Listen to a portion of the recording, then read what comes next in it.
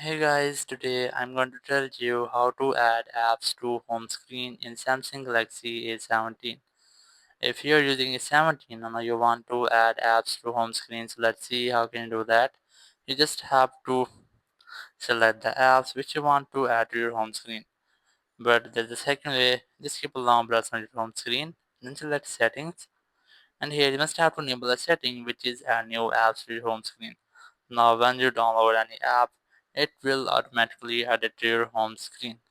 So there's a second way, just select the apps, keep a long press on any app, then select option, and here just select those apps which you want to add to your home screen.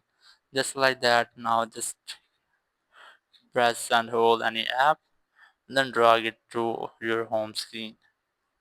Now let them here. So that's how you can easily add apps to your home screen in Samsung Galaxy A17. Thank you very much for watching the video.